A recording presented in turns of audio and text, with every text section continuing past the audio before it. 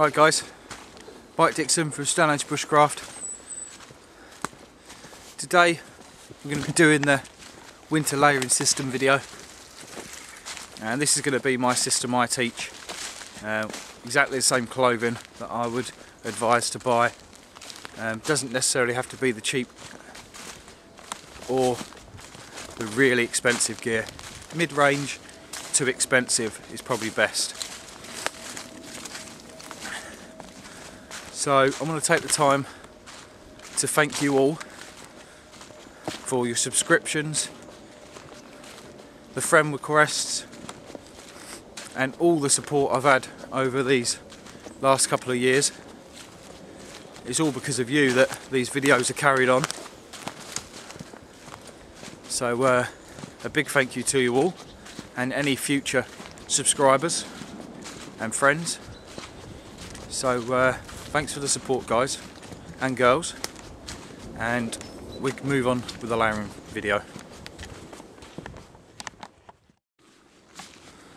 Right guys, so let's just walk and talk while I'm trying to find somewhere to sit.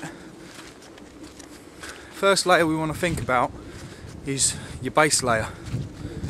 Now this consists of socks, your underwear, some long john thermal trousers, and a long sleeve, either roll neck or a neck with a zip on top. Again, thermal, and hopefully has very good wicking capabilities. Go for something like Helly Hansen, which I've shown in a past video, or even Berghaus tops, which I'm wearing right now. I've got the Tech tee on, full zip, no sorry, 3/4 zip on the front, has a high neck and long sleeves. Also got the long johns on that you saw in my layering system video.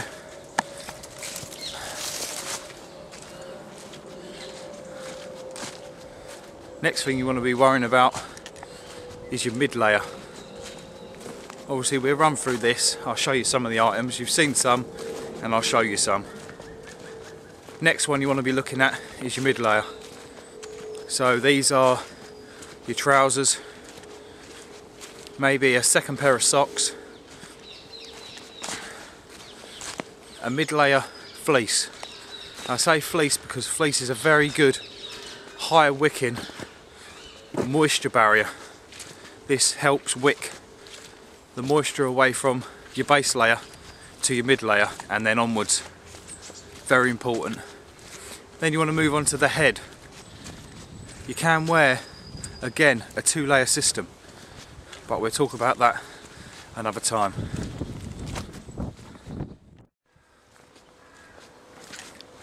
So once we go past the mid layer,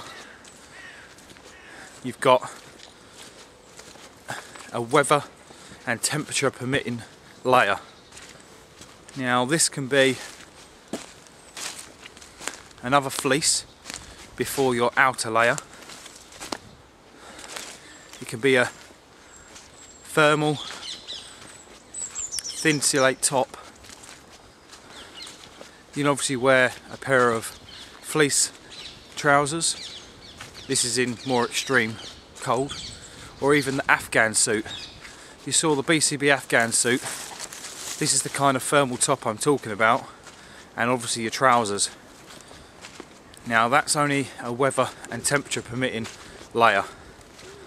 I'll show you what I've got and run through why. Obviously you've got an inner layer of glove and an outer layer of glove. Now again, I'll run through this again, but you want the outer layer of your clothing to be windproof, waterproof and breathable. Very important in the UK, as if you don't get a good layering system right, you're going to get very hot and sweaty. So it doesn't matter whether it rains or not, you're still going to get wet. And this is through your natural sweat or moisture coming off your skin. and this is what you want your base layer to do, wick that away to prevent the wind from taking it and making you chilly. And all your layers that you're going to do is going to prevent this. So your outer layer, now this is a tricky one. I mentioned before in a past video about being covert in the woods. Basically what I meant is keeping a low profile. This means dark natural tones, so your tans, your greens, your olive greens, your blacks, your browns. And this is kind of, if you want to do that kind of thing, this is what you want to base your colour system for your layer system on.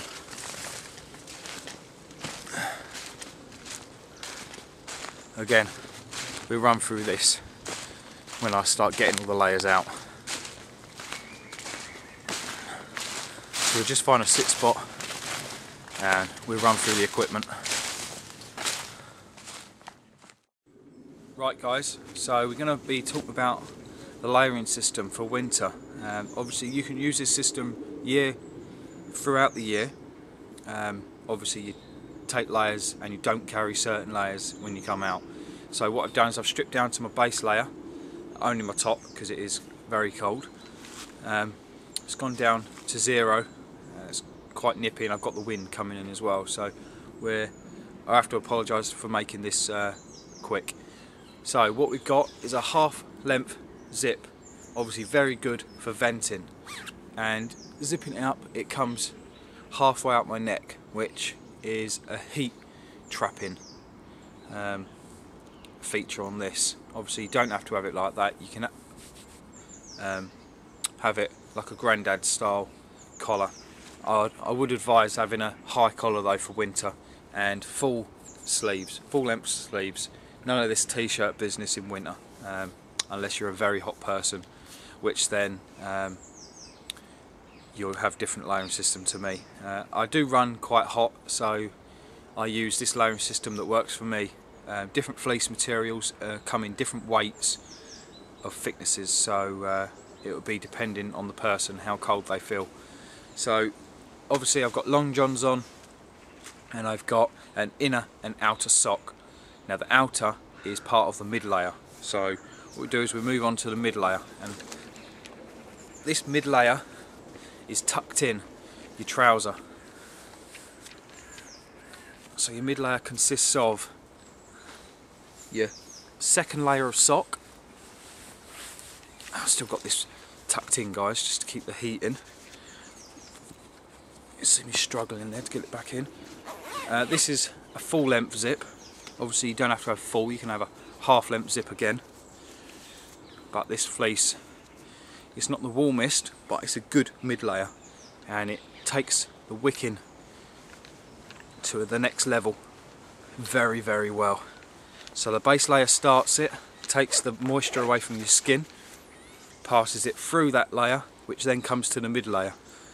Now features on this is quite an expensive fleece guys. I'll just show you there. It's the Mountain Equipment fleece. It's got stretch panels, they're quite wear resistant, and it's got nice, they're stretchy panels here, but it's got the thumb loop, so it comes high up the wrist, which is a very good feature for a mid layer. This one also features a hood, again not a necessity, but it's good to keep you warm. And then moving down, oh sorry, just quickly, it's got a high collar as well, which is very good. And what I do with this, because it's a micro fleece, which is very good for a mid layer, I just roll down the hood and it just bulks that up to keep it away when I put in other layers on. And then you choose your trouser. Now mine has always been the Craghoppers technical trouser. I don't know if they do these anymore, I've never found them again, but a trouser that's like it is the new Bear Grylls style. I know everyone don't like Bear Grylls, or some of you do. He has a good range of clothing out, apart from the name on it. and also the orange on it. It's a perfect trouser for the outdoors. That's exactly like the ones I've got on. It's just got more wear resistant patches on them. So now we've got the trousers on, you've got the mid layer sock, or this could be just the second layer of your sock system. An inner and outer is a good way to prevent blisters and keeping your feet warm. So we move on to the next layer. Now for the top half, this is more of a warming layer, and you wouldn't wear this when walking around, especially if you've got a rucksack on. So this is a thicker fleece with a full length zip again, and this layer isn't tucked in, it's just there to trap the heat in between the layers. This is a very good warm fleece. It's made by Helly Hansen. Again, doesn't have to be Helly Hansen, but I'm just saying what I've got. It's a very thick fleece. I think it's about a 300 weight. The one underneath is 200 weight, micro fleece, and it's very good. So for the trousers, the only other thing I wear, like mentioned before, is the Afghan suit trousers. This is just for more really cold weather. So I don't normally wear anything else on my legs other than an outer. So your boots is your own choice. I've actually got Wellington boots on. They're walking Wellingtons, again with the muddy weather, with the bad weather that's making everything muddy. It's just better to have a high leg to walk through it all. These woods are very, very muddy at the moment, quite boggy. So move on to the outer layer. These are an extraordinary bit of kit. This is the buff. It normally comes just with this, but I've got the Polar Buff, which is a micro fleece attached part. It's a Polartec micro fleece. Just get a little close up there. You just see the little Buff logo there. Now this is great for around the neck area, and it's best to tuck it in. Any buff will do. Doesn't have to be the micro fleece buff or the Polar Buff.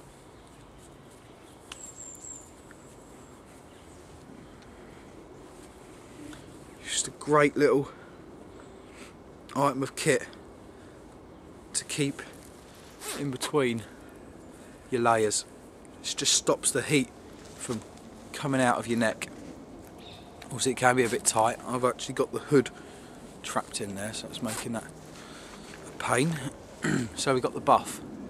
Now again, you've got an inner and outer of glove. I'll move on to gloves. I ain't going to put them on now, but we'll run through them when I get my kit out. That'll run and explain it better. So, outer layer. Now you've all seen me wear this wool top, which is my homemade one.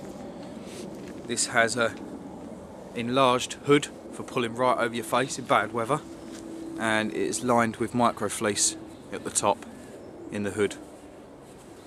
I was thinking about putting a micro fleece liner in, but as this is a double layer of wool, I'm not going to need it. So we've got this option, which is best around the fire. It's windproof, it's shower proof. I wouldn't say it's the best in the rain, and it also stinks when it's been wet. So it's good around the fire when you're always going to be around it. You can go out, come back to the fireplace. That's a good choice for that. Now, in the UK, Scotland, Wales, where it's really, really wet, what you need is a decent outer, waterproof, breathable and windproof, waterproof jacket. Again, this is in a dark colour. I've got many waterproofs. This is a mid-length layer. Comes just to my mid-thigh. It has a storm flap system on the front, secured with a popper at the bottom. Has draw cords at the bottom, which I never use. Has a high neck again, but most importantly it has a hood which is adjustable. On the back it has a tab that you pull and it's elasticated, just makes it fit snug to your head, and it's got a wire hood just running through this part here, just so you can bend it round your face and pull it down tight so it keeps all the weather out. Very important. And you've obviously got the pull cords to draw that right round your face, and a securing tab to keep the hood down. So trousers,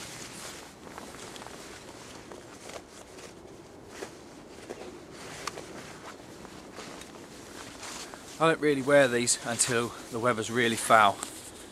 I have these wrapped round with elastic bands, kept at the side in the mid part of my pack, just so I can get to them quick and easy. What they are, they're 3/4 length zip, so you can pull the zip right up to your top of your thigh, and they're secured with pop studs down the sides, just with a draw cord waist. These are cheap Berghaus, I think they're Aquafoil trousers, and they've worked perfect for me. No need to have Gore-Tex, guys. Gore-Tex isn't always the best for breathability as well. I've got plenty of Gore-Tex jackets, stuff like that, that have not been the best for me because they don't pass the moisture very well. And what you got to think about, guys, also is when you're wearing a rucksack, these layers are going to hold the moisture on your back because it can't pass through. It's very important, so you want to take your layers right down to the mid layer to help the sweat pass through. So now we've got the outer layer covered. Obviously you've got gaiters you can put on in snowy conditions. That's quite important, guys. Keeps the snow out of your boots, which means it's going to keep your socks dry. Now gaiters are worn over your boots but underneath your waterproof trousers. Obviously when you're walking through brush you want to have your gaiters on the outside of your waterproof trousers, but this means the water's going to run behind your gaiter and there's a chance it runs straight into your boot. So I always wear my gaiter underneath my waterproof trousers but over my boots, and I only wear these in boggy areas where you're going to be walking through brush. This is a protection layer really for the ankle part of your boots.